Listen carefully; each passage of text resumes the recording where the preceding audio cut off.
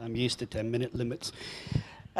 Good morning, everyone, and welcome to everybody. My name is Kieran Morgan, M0XTD, and I think for the last 3 or 4 colloquiums, both here and in Guildford, I've been talking somewhat a lot about ARISS and all the work that we've done with it.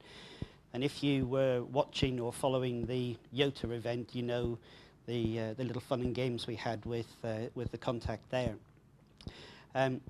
Would like to, or it gives me great pleasure to introduce Kenneth Ransom N5VHO, who is the ARISS link at NASA.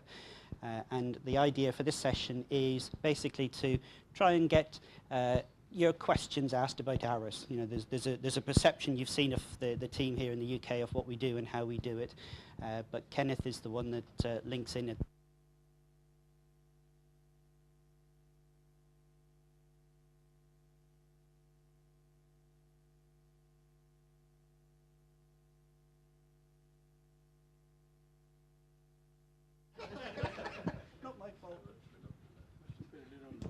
Is that any better? Oh, that's back.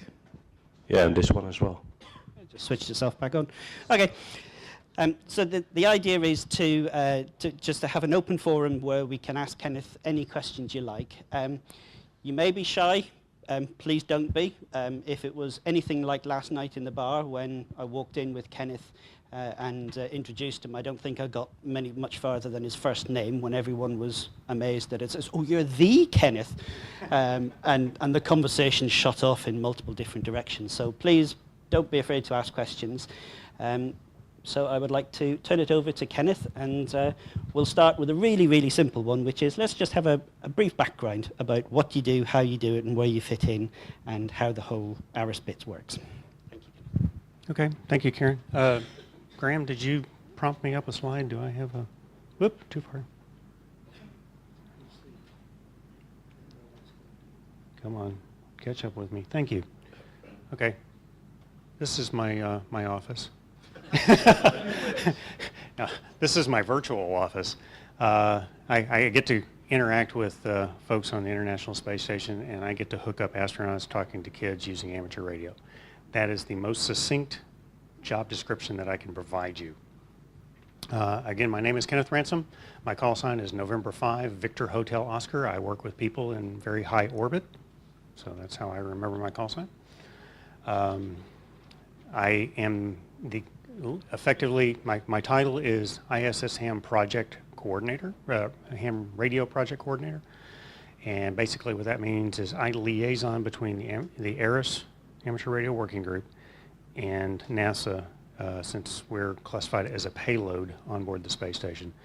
So I have to transfer the information between the two groups so that they're in sync and we can go forward and make our events like the one in JOTA. Wait a minute, that's not a good example. All the other events that we do so that they execute properly. Then when we have problems, now let's go back to the YOTA event, then I get to step in and pull rabbits out of hats. So I started working with the at Johnson Space Center in 2004, supporting the amateur radio activities there. It was a pretty steep learning curve, and I'm going to apologize in advance if I use any acronyms that you guys don't know, because they become second nature to me. When I first started to work at Johnson Space Center, I was in a meeting, and I walked out of the meeting afterwards and was having a discussion with one of the colleagues. I said, I didn't understand half of that.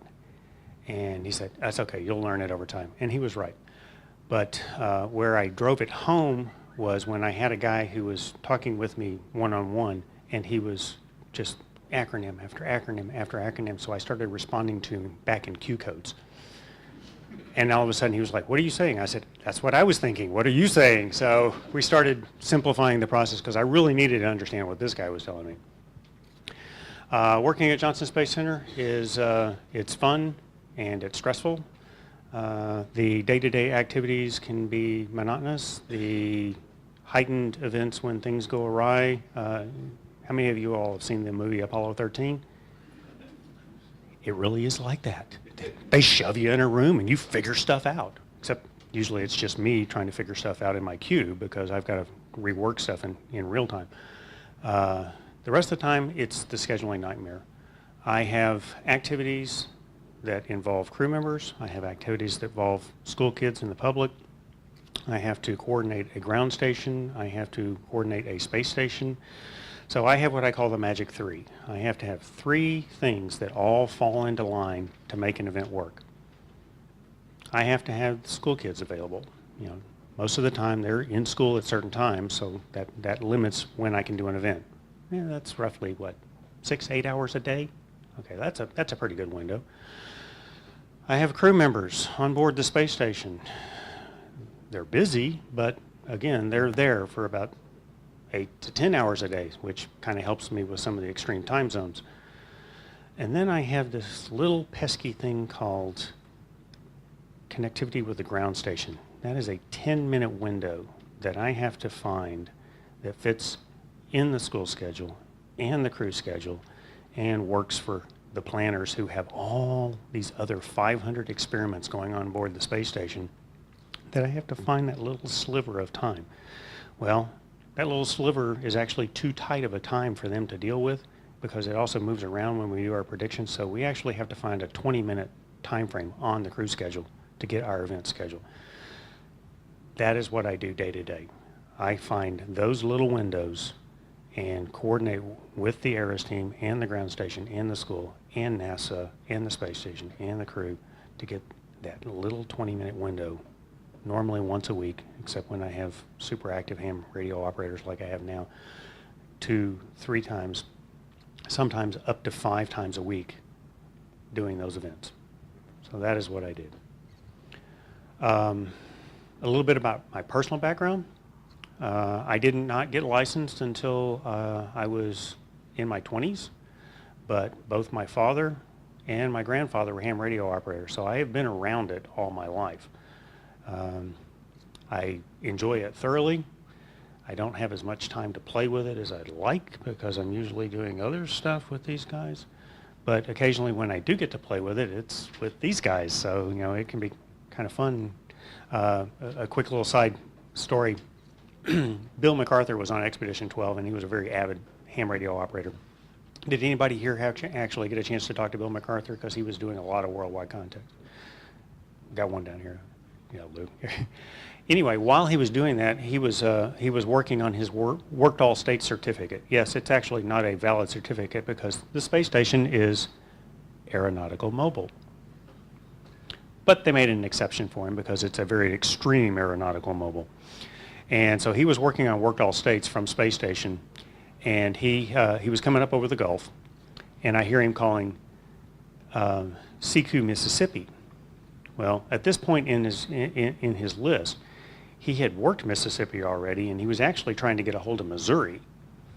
So he had mentally made a mistake there. So I hopped up on the uplink because he was still over the Gulf, so the competition wasn't too bad. All I had was my little ICOM handheld, max output's about 5 watts, and an extendable whip. So I hopped on real quick, Bill, and I said, Bill, you need Missouri, M-O, Missouri. And he's like, oh, okay, thanks, Ken. You know, and then I hear him start calling CQ, Missouri. Well, after he cleared the pass and I'd heard him actually work Missouri, which I was really happy because now I knew we were within 3 states of finishing the whole setup, I looked down and I realized my ICOM was set at low power. I had just worked the space station on 1/2 a watt. So it doesn't take a lot to go up. And when we have things working right, it doesn't take a lot to come back down. But when we do an ARISS contact, we really want to make sure that those kids have a good opportunity, and we really want the crew to be able to hear as much as possible. Yes, we provide them a copy of the questions because sometimes, you know, issues occur and we get unintended interference on the ground because, you know, amateur radio is open to all, and we don't tell them where we're transmitting, so sometimes we get interference unintentionally. So they follow along, but we want the kids to have the best possible contact as possible, and so we overkill our events. I mean, we're pumping, you know, a couple hundred watts up into the air, and space station's kicking down as much as it can each one of those times. But you don't really need that much, and I think I had forgotten that when I'd been involved with this program so long, that it doesn't take much. Same thing can be said for the amount of time that we spend doing an event. It doesn't take much if everybody gives a little bit. So I think I've kind of covered all the general basics. I'm going to open this floor to some discussions, and if you guys get really shy on me, you're going to have to start here listening to me talk about my kids. So hopefully we got some questions out here. Let's start kind of at the front and work our way back as a show of hands if you want to volunteer. Yes, we've got one right here. How far ahead do I plan? Well, that depends on which plan you're talking about. Because I have long-range plans, I have mid-range plans, I have short-term plans. My long-range plans, I'm already looking at 2019. My mid-range plans is usually in the 6-month range from where I'm at right now, so I'm looking at that period. And then my short-term plans start at 1 month and run up to time of execution. So I have 3 levels of plans that we go through. The 2019 stuff is I'm already looking at which crews are going to be on board. So I have an idea of how many events we can potentially support. I have to train those crew members. I have to know, I have to recruit, in some cases, those crew members. So that's the long-term planning. Once we get into the 6-month period, we typically have already received the applications for that time frame. So we have a list of schools that are in our waiting queue. At that point, we're starting to slot them into time slots that we think are best weeks. We have a magnificent predictor out of Gil Carmen who does long-range predicts for us and says, okay, we have a school in Kansas and they want to talk to the space station. When can they do it? Well, we know when the kids are in school, back to my Magic 3. We know when the kids are in school, we know when the space station is going to be there, and now we've got to start finding those 10-minute windows. And he gives me a rough predict of, well, it looks like we'll have about 5 opportunities this week, 17 opportunities this week, 17 this week, 15 this week, 2 this week, none, none, none. And they go in cycles, but it varies depending on where you are in the world. And he gives me those, we call them best weeks. We take those best weeks, we start figuring out, okay, we'll slot this school into that best week, this one into that one, and that's our first cut. And then we start checking with the school and making sure that they can support that. That's my mid-range stuff. Once we get into the close time frame, it was like, okay, everybody's happy. We're really shooting for this now. We get the predicts 4 weeks out of when space station passes are going to be occurring over that location. We send those to the school. The school then prioritizes the ones that they can support, eliminates the ones they cannot support.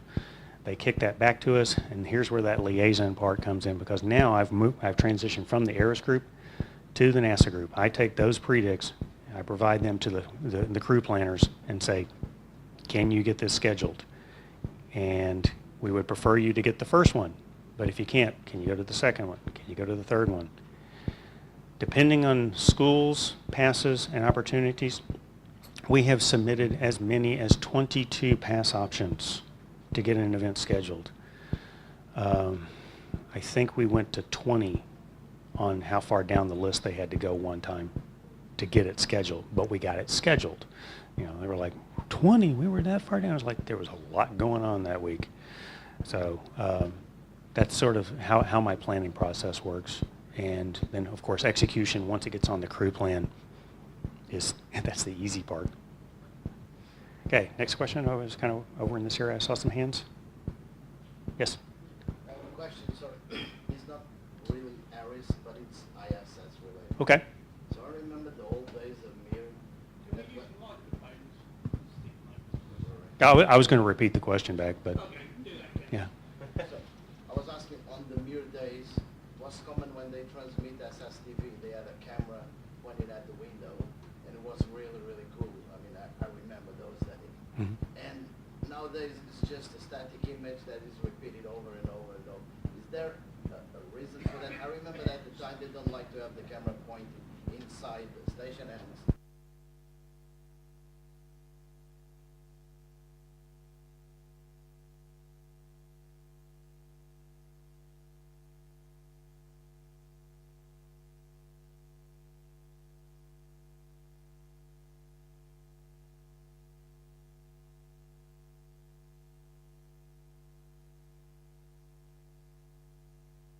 1, 2, all right. Okay, the question was on MIR we used to have live SSTV, I'm going to summarize, live SSTV coming down. Why don't we do that on ISS? Actually, we did. We did do that on ISS. We had a VCH1 that we put in the service module window, and we were doing live shots, yeah. But since that time, we have not been doing that, partly because the the VCH1 system that we have on board currently only runs on batteries. And if you ever run a VCH1, you know that after 6 hours, the batteries are dead. So our consumables is the limiting factor there. So since then, they've been just propagating still images on computers and feeding them that way. Now, occasionally, the crew member on board will take recent photos of stuff or take images that they've taken of other activities and drop them in. So we get near real-time type stuff. In the Columbus module, we have 2 radio systems on board. We have an antenna system in the Columbus module, which is this module here, and then we have an antenna system, which is, let me see, what do we got? Yeah, it's a service module, but I'm having trouble spot. Yeah, this is that's ATV, isn't it? It's right in here. Yeah, okay. It's hidden back in here, but we have the service module radio there. Oh, and here's a VCH1. So this is what we had in the service module window. So it was sending live images for a while. Unfortunately, like I said, it chomped through the batteries, and they said, you guys have to pay for a lot of batteries. And we're like, we're going to stop running this until we can get power to it, and we haven't managed to do that yet. So that's part of the reason why we're having trouble getting the live stuff again. As I was mentioning in the Columbus module, we have no windows. So we won't be doing it from the Columbus module because there's nothing for us to point the camera out. So if we get it back up and we have the new power system, then we could see resurrection of live SSTV images from the service module window. So we did it. It's been a while. We may get to do it again. Hope that answers your question. Okay. Okay. Okay, that's fine. Yes, sir. Do you have any favourite link-ups with the space station in schools? Are there any particular ones that stand out to you? Are there any particularly unique memories that I have of school events? Well, most freshly in my mind, yes, but going back a little bit, Bill MacArthur was one of my favorite supporters on board, so I have a lot of stories from when he was on board.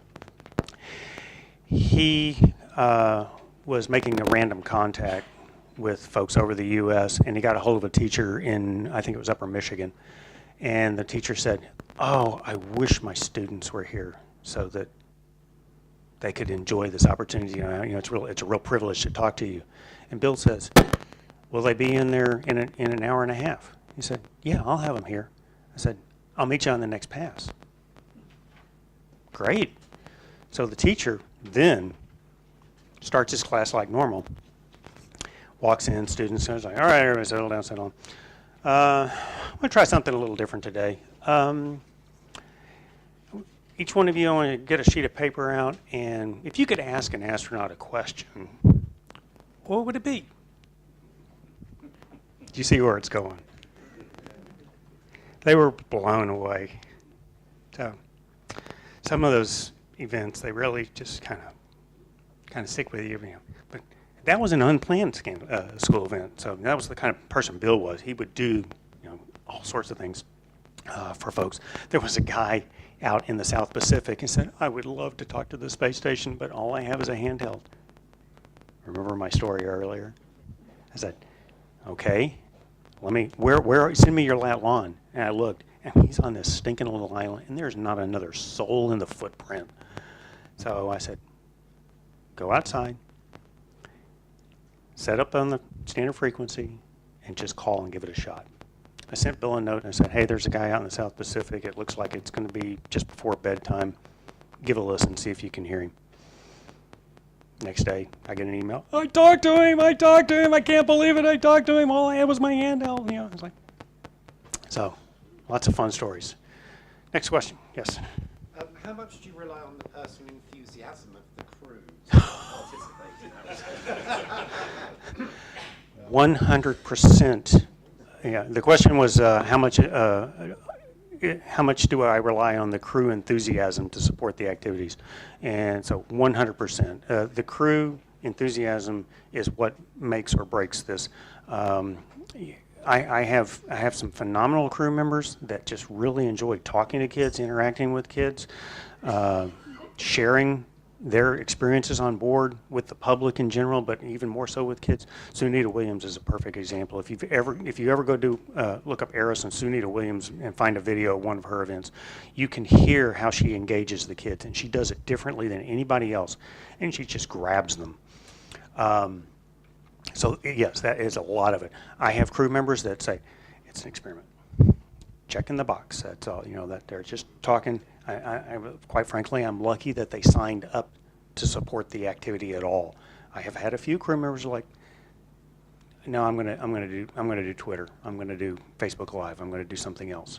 So it varies dramatically within, because amateur radio is very personal for a lot of folks, and some folks enjoy it and some folks don't understand it. So we run the gamut within the NASA Corps and the ESA and the Russian Cosmonaut. Everybody has their personality. Some really enjoy it, and some are okay. That's fine. Yes, sir. We have a program which one can use to generate interest in schools and the teachers in the schools to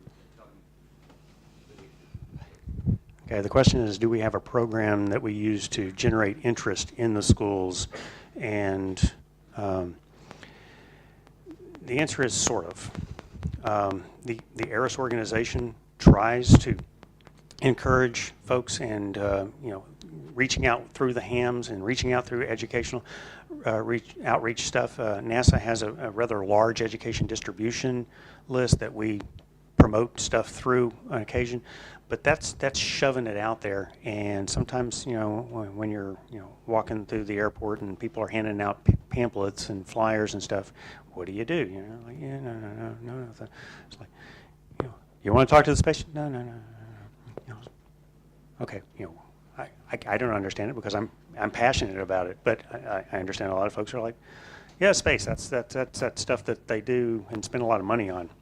So we have all sorts of different aspects of interest. We are trying to reach out, trying to get the schools involved, trying to reach the education folks, and we're starting to make inroads into some of those, some of the national teacher conferences. These are the folks that are passionate about the science and the teaching and the aspects, and they hear this and they go, ooh, I can use that, or ooh, that sounds of interest, and they'll take that back, and then we get it. But again, it's almost like the crew personality. I have school personality and teacher personality, so it varies widely. Sometimes we can get in, sometimes we can't. Let's go a little further back here. We've got a question way back in the back somewhere. Oh, those are my Baptists. Sir, yes, way in the back, yes. What's for the future? We know that the ISS has got a limited life. Get your crystal ball out, give it a polish. Okay. What's for the future? ISS has a limited life, yes, as you mentioned, and people ask me to get my crystal ball out a lot because I'm constantly having to do predictions. Current end of life planned is 2024 for space station. I'm going to speculate. This is my personal speculation because I have no formal insight into the ongoings right now. I'm going to say 2030 is where station's going to probably have to be transitioned out because it costs a lot of money to maintain, and they're going to move on to other things. I hear agencies worldwide, not just NASA, that are now looking at going and establishing permanent sorts of activities on either on the moon or in lunar orbit or in beyond low Earth orbit, so that we have a more permanent presence during those periods.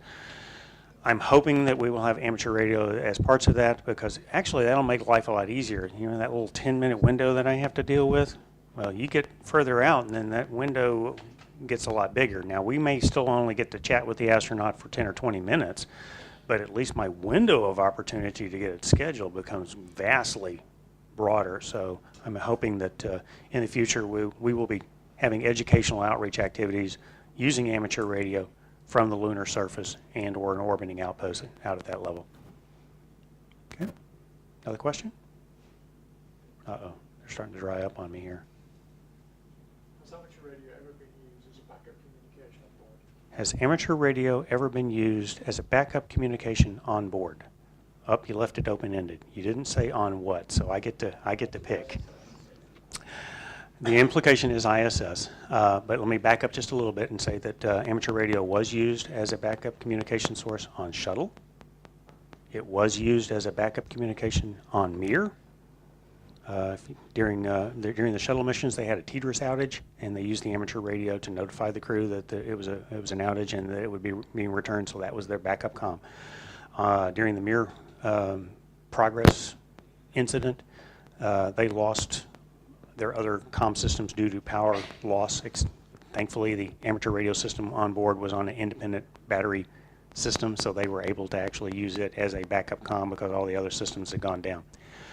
On space station, we have been activated in a backup communication scenario. We were not actually utilized, but we did spin everybody up. What happened was we had a Progress that docked with the space station, but one of the antennas failed to retract into a safe position so that it could complete the docking. As a result of that, the space station was in what they call LOAC, loss of attitude control. So it was in just free drift rotation. And as a result of that, the pointing antennas that normally point towards the satellites that they use for their communication were having trouble keeping up because now it's free rotating and they hadn't planned for that. So the tracking issues were becoming worrisome. So they asked us to spin up as a potential backup communication so they could relay basic information to the crew if necessary.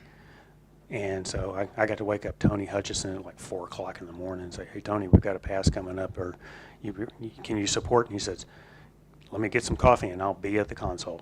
So, and then we were getting ready to spin up the folks up in Belgium and then in several orbits when they said, okay, we're just going to crush the antenna and go for it and regained control, and they didn't need us after that.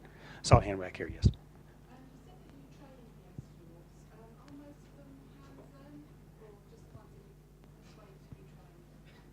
Okay, the question is that I get to train the astronauts. Are they licensed, or do I have to recruit?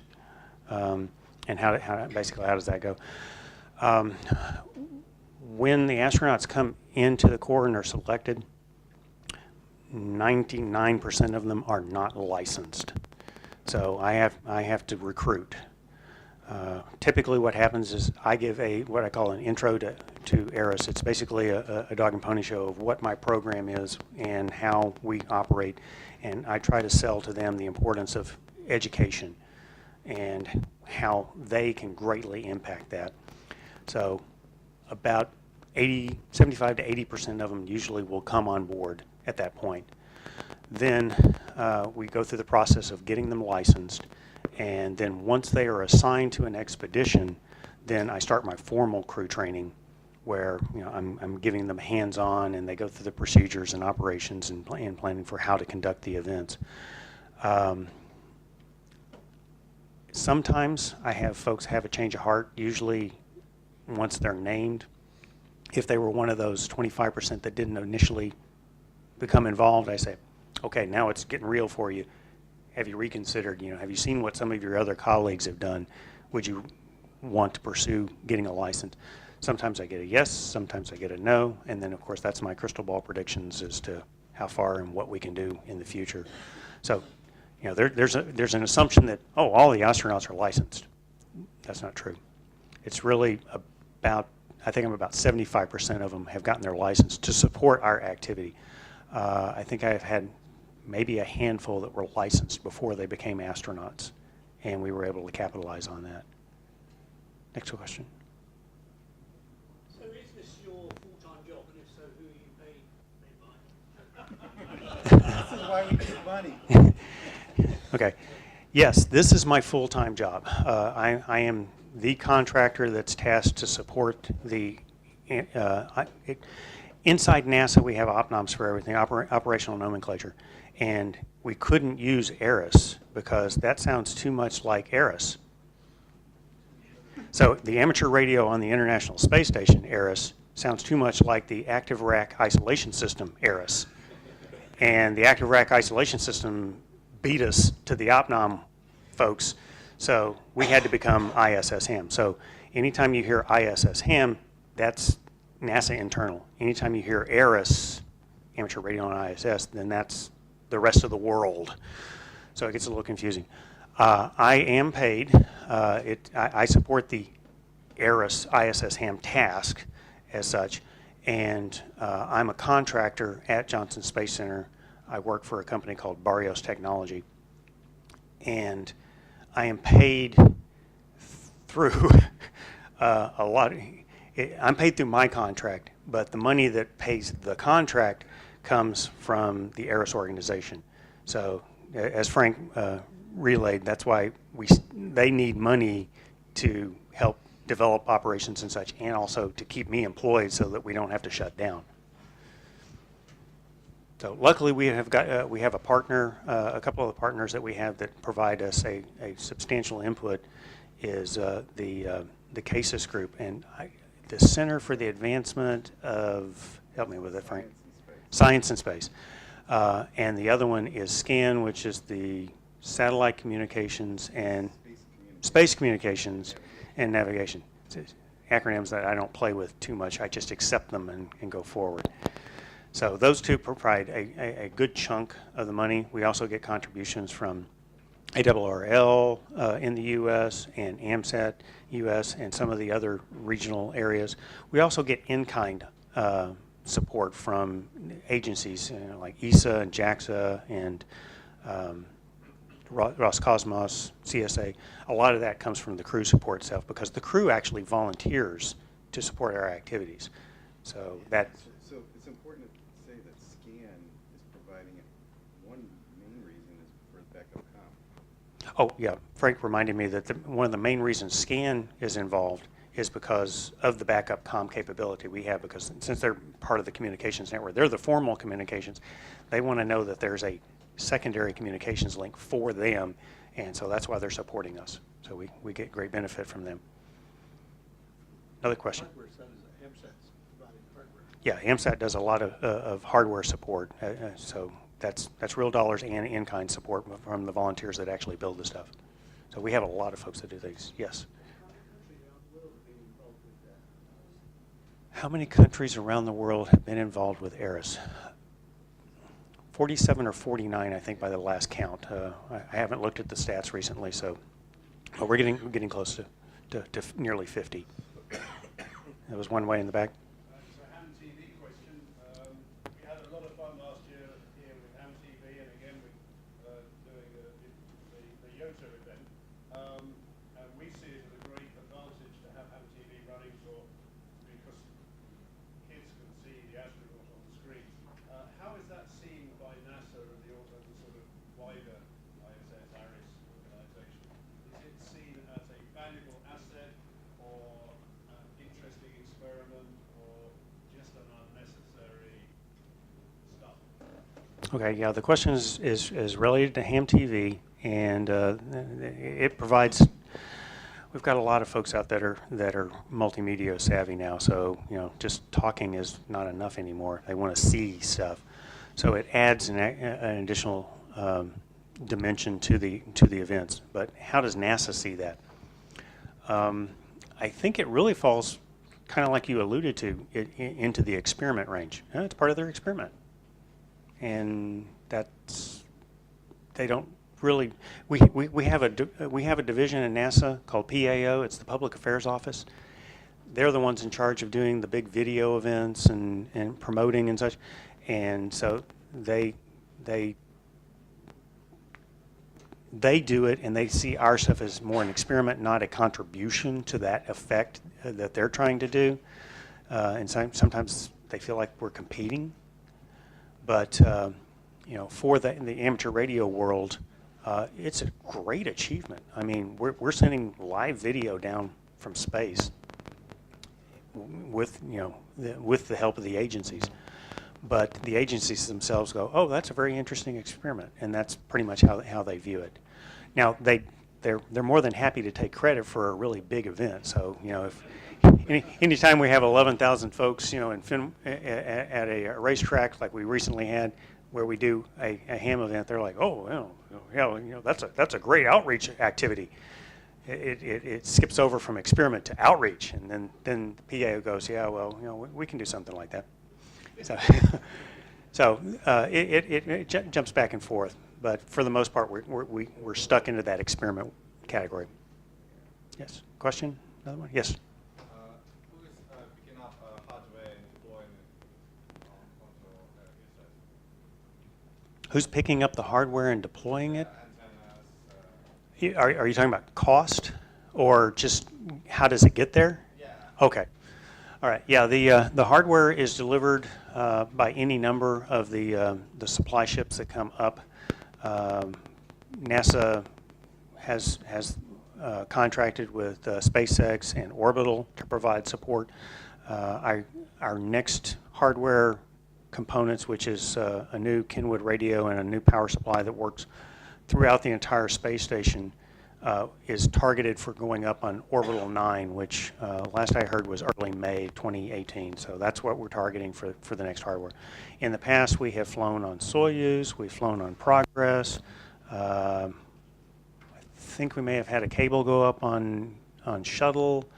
Yeah, a lot of the original equipment came up with the Shuttle system, but as we've been replacing stuff, and Shuttle's not around anymore, it's been going up on various vehicles. So any of the supply vehicles going up can deliver our hardware. You made me think of something when I was talking about the interoperable power supply. Half of the space station runs on 120 volt DC. The other half of the space station runs on 28 volt DC. So we're trying to build one power supply that works in both sections, and we've done it. So now we have a power supply that we can run in the Russian segment and run in the USOS, United States Operational Segment, USOS, so that we can, if we have a spare on board, basically, it's like we can move it from one to the other in case we have a failure. And when I train the crew, I don't have to say, okay, when you're in the Russian segment, will you flow this switch and that, and you have to, and when you're in the Columbus module, you have to do it this way because it's a completely different setup. It'll be one system that I can train them one time, and it cuts my training in half. So I'm looking forward to that. Next question. Uh-oh. Come on, come on. Throw out the really bizarre ones, and no, don't ask me the toilet question.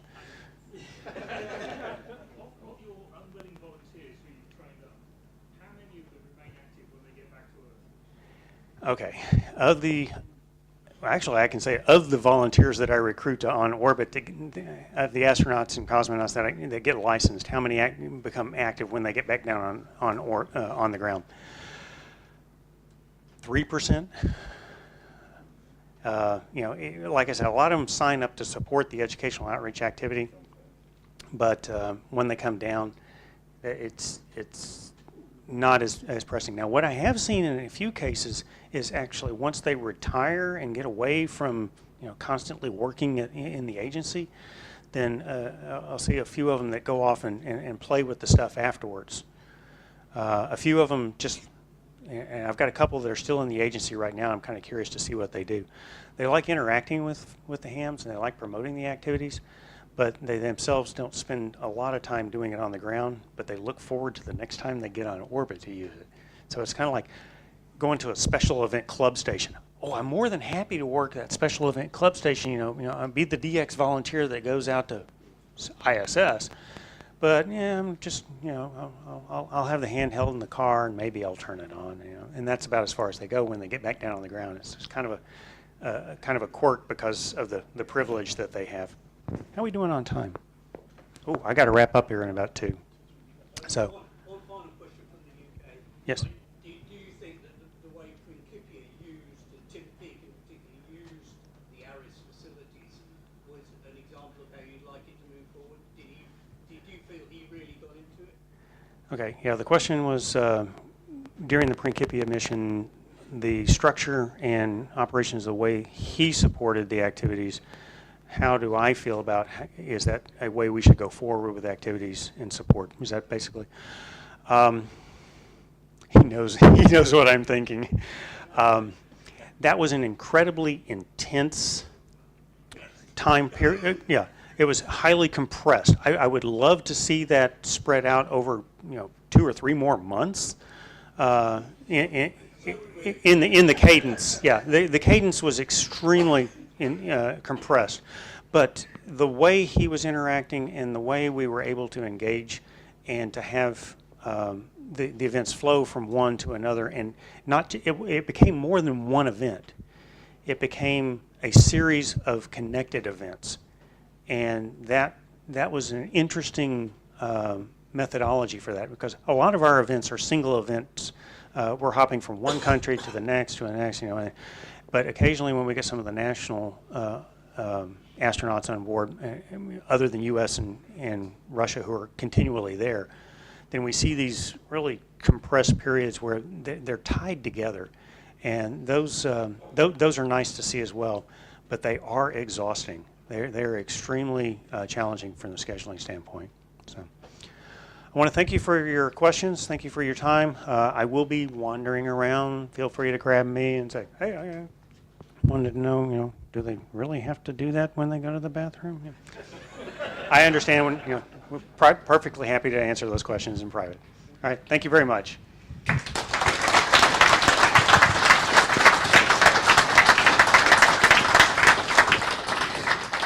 Thank you, Kenneth. I'm going to throw in one question, because I know last night I think we got asked the same question about 500 million times. But ARISS, last year ARISS made a major milestone and completed its 1,000th contact on the space station since the program started. Just maybe quickly give us a quick hint. We had a unique circumstance happen at IOTA. And the fun and games, and this man's laughing because he was sitting on the radio. Just give us a little insight as to how frequently that happens and what happens in order to get that result that we did on the second pass. Okay. Thankfully, that doesn't happen very often. In fact, since I've been working with the program in 2004, I think roughly in the range of 10 to 15, we've had events that did not occur when they were supposed to be scheduled. Sometimes they were last-minute cancellations due to activities on board, and we just had to reschedule them. Sometimes they were due to failure issues associated with the contact. Those are my nightmares. What happens when those occur is I go into replan mode, and I go, can we do this on the next orbit?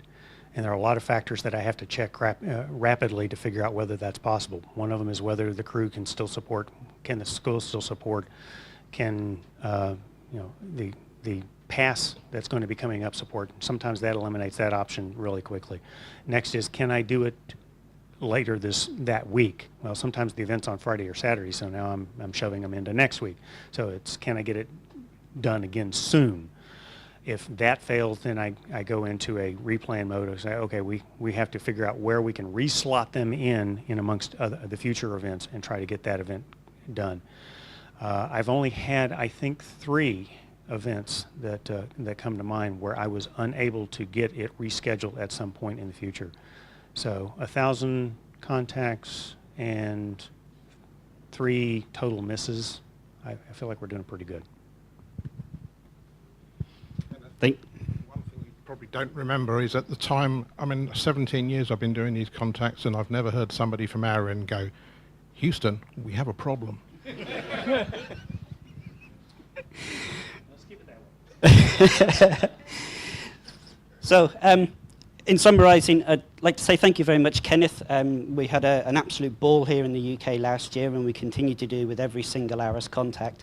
I think the events that happened at IOTA were a very clear example of just how integrated this international team is, that is ARISS, and I think it's a credit to everyone involved in it. I'd like to say thank you very much. We have a number of ARISS representatives present with us this year. I'd like to introduce Frank Bauer, who is the ARISS International Chair. We've also got Lou McFadden, W5DID, who is the ARISS Chief Engineer. And also with us this year are a couple of the ARISS mentors and telebridge station operators, so Satoshi from Japan and Jan from Belgium. So please do introduce yourselves and speak to them and ask them questions. But I would like to say thank you very much, Kenneth. Great support for the program. Really love doing this activity, and thank you very much for the talk.